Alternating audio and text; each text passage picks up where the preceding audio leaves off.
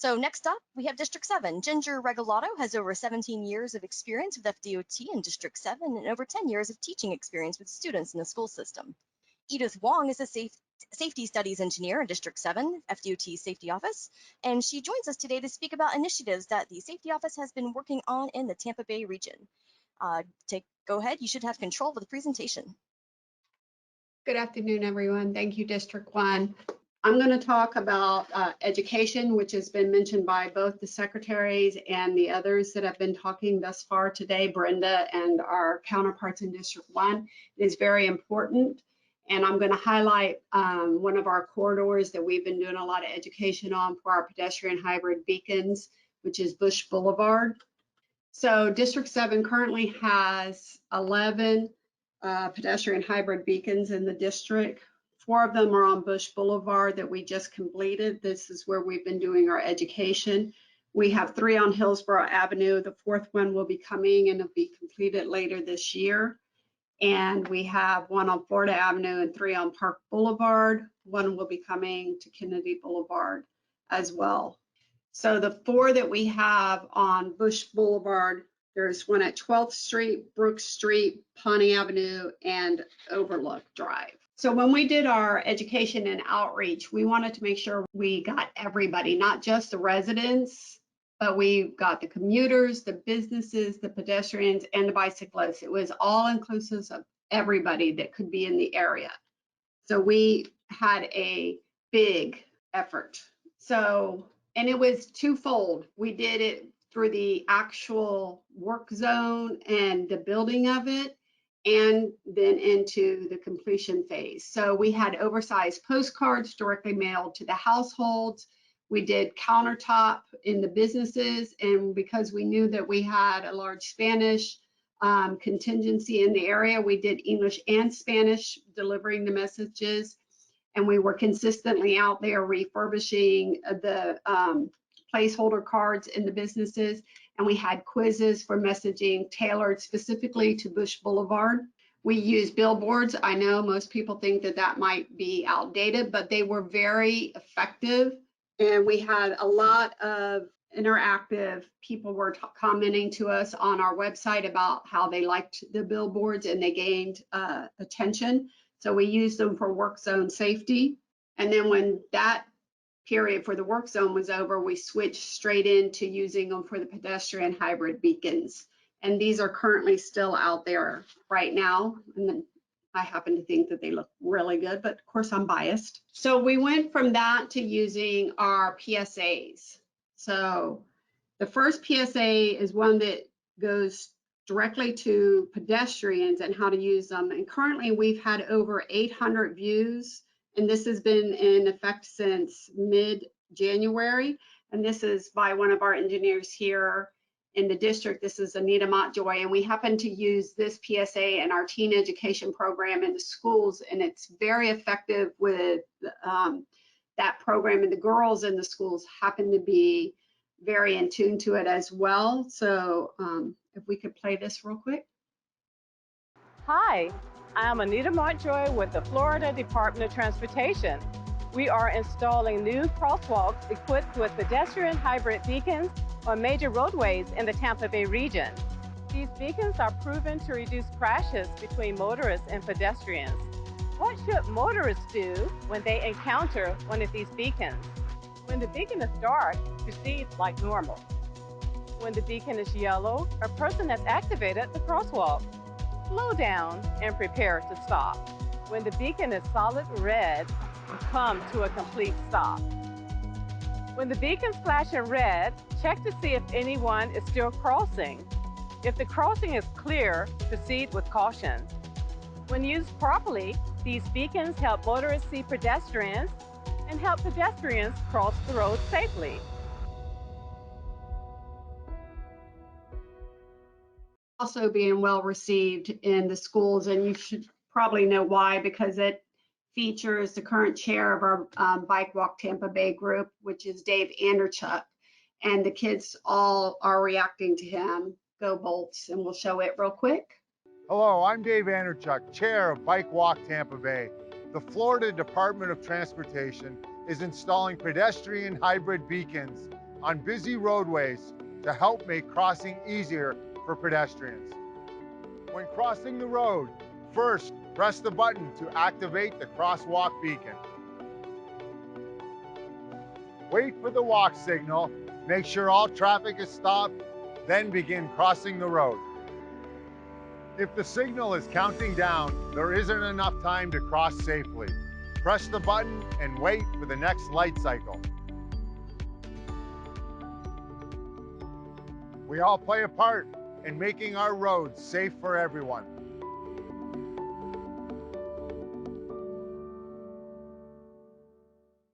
Okay, both of these videos go back to what everybody's been talking about, which is education and the value of it. We need to make sure that everybody understands how to use the safety equipment that we are putting out there on the roadway, whether they are the actual pedestrians, the cyclists, or the motorists. We can't just plop it out there and expect that everybody knows what it is and how to use it. So this is why we're putting the education videos out there. So one of the things we did was geofencing. And so we received over 2 million impressions and more than 8,000 clicks. And this was really important because the geofencing ads were tailored to each phase of the actual campaign. And so obviously, you know, the people could view it once they went through and they had completed the trip. There was no distracted driving or anything like that. It was important to get them as they drove through, and they got the messaging.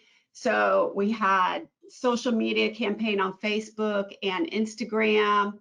And it was great because the people actually took the quiz and they spent 5 to 7 minutes doing this, which, and considering that, you know, people don't always want to pay attention to ads and stuff like that, but they went on and they took the time to take the quiz. And it was really good because the feedback that we received from them was fantastic. And it just shows the power of the quiz and the fact that they needed the education, because they're like, I love these new lights, safer for walkers, clear indicators for drivers. Glad you're doing this. Some people don't understand yet. I'm glad I took this quiz because, you know, it was helpful, you know, confused, not sure what to do. And thanks for educating me on how to respond to the various signals. That tells us that the education is needed and it's wanted by people. So we go out on the roadways, on these corridors, we educate the users, we give them these backpacks that are retroreflective, and we fill them with educational and safety materials. This is us doing that. And cannot emphasize enough that we could not do this without our law enforcement partners. The reach that they have, the work that they do, they are unsung heroes. Most people believe that they're out there writing citations all the time. That's not true. They do a tremendous amount of education, and the work that they do is phenomenal. They are excellent partners, and we're lucky to have them. So when they're out there doing the education for us, these are the type of materials we're giving them: lens cloths and the actual mailers, and you can see where it has the quiz on it. These are the type of things that we've been giving out to them and to the businesses, and the businesses have been phenomenal partners with us as well. So we had a massive media event when the PHBs were actually completed.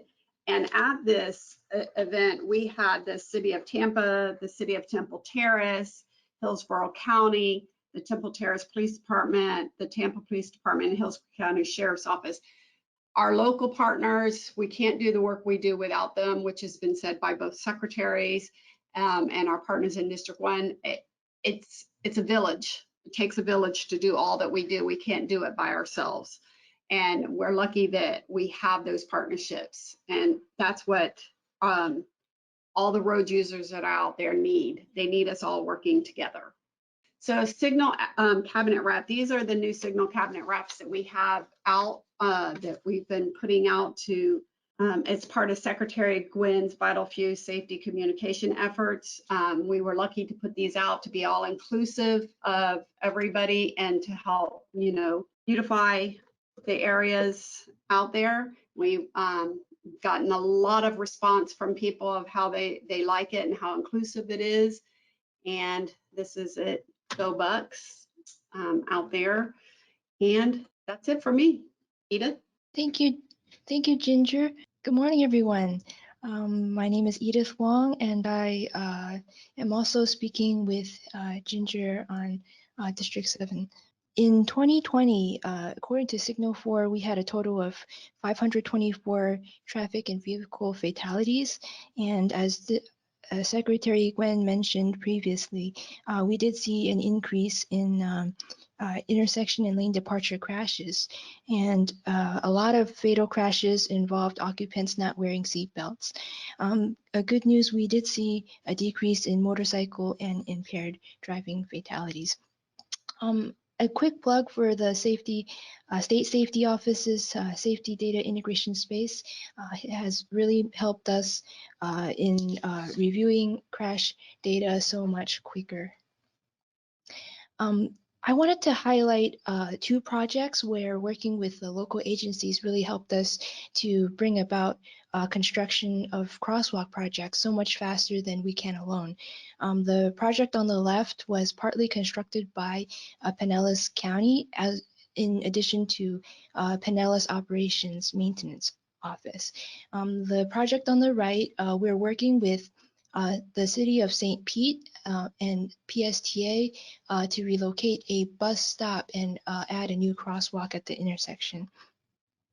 Speaking of intersections, we are working to identify crosswalks that are missing at intersections where there might be a pedestrian wanting to cross where there's no crosswalk. So we are looking at feasibility of the impact to the signal timing and the delay to the traffic movement.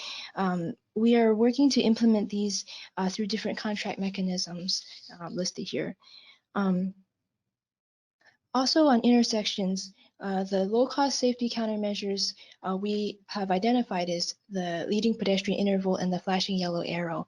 The LPI helps address the conflict between the turning vehicle and the pedestrian, and the flashing yellow arrow helps with the permissive left turn safety by removing the left turn trap associated with the 5-section head. We are working on a system-wide method to implement these, also working with the statewide vital few team. And it's really not simple because we need to consider the structural capacity of the structure as well as signal controller type and capability. But we're hopeful we can find solutions. Also on intersections, we're piloting 2 locations for high friction surface treatment. Originally came from a study by FHWA Safety and Materials Office. The purpose is to reduce rear end crashes by increasing the friction. So high friction surface treatment is actually a very hard and durable aggregate called calcinated bauxite that is adhered to the roadway with resin binder. Following 2 projects we've completed last year, USF Cutter has been using video to observe driver behavior, and they found that the percentage of drivers that stop beyond the stop bar actually reduced significantly. So sometime mid last year, we had a crash where somebody exited a driveway on a divided highway, turning left instead of right, and it was really early in the morning. And so that started what's called arterial wrong way driving. Central office created the recommended countermeasures listed here, and we're working to implement these in corridors recommended by our central office, as well as corridors where we've seen crash history with wrong way driving. We're working with our CTST program to outreach to local agencies on low-cost countermeasures for lane departure on off-system roadways. So we're working to identify which ones they would prefer, and some examples are speed feedback signs and curve pavement markings. And work zone safety is something the safety office has been pushing, and work zones are a safety concern because they tend to have changing traffic layouts and limited shoulders for people to pull off of in case they have some kind of emergency. So we're working with USF Qatar to pilot work zone safety strategies in construction projects within Tampa Bay. The idea is to alert the driver of the work zone. For example, the active work zone awareness device has a speed feedback sign and also a beacon, which is supposed to flash only when there are construction workers in the work zone. Other approaches include the icon connectivity box, which can output a signal to Waze that there's an active work zone, and also law enforcement to also alert the driver. Finally, for systemic improvements, we're working on a lot of lighting improvement projects. So the idea is we want to replace HSP, high pressure sodium lighting with LED lighting, providing better visibility for drivers, pedestrians, and bicyclists. And so the process is that we're working on FDOT-owned poles using different contract mechanisms to move these projects forward. We're also working with local agencies for light fixtures owned by utility companies like TECO and Duke Energy through agreements such as LTAP and JPA. And with our secretaries asking us to evaluate our safety projects, one of these is looking at the difference or comparing the design retrofit for LED lighting compared to the field measurement. And so on the picture on the left shows the design of the lighting through the software visual and the actual measurement in Qatar's advanced lighting measurement system, or ALMS. Overall, this is a sample of US 19, and overall we've been seeing a reduction or less light levels measured, which might be due to field conditions and also equipment factors. Finally, as John mentioned, actual projects are where all the 3 E's can come together to make a safety on impact. So East Busch Boulevard is a corridor we've been focusing a lot of efforts on. Last year, as Ginger mentioned, 2 projects added 4 new pedestrian hybrid beacons, and a lot of educational efforts Ginger's been working on have been done throughout the construction process. We've also implemented context-sensitive signal timing in January and speed feedback signs in September. We have speed comparison on the lower left showing a reduction even with the effects of COVID. So I wanted to end on a message from Ginger that nothing is impossible if we continue to work together. And this is only possible because we work with so many experts internally and externally, and we really want to thank everyone for their efforts. So I'll turn it back over to Kristen. Thank you. All right, thank you very much, Edith and Ginger.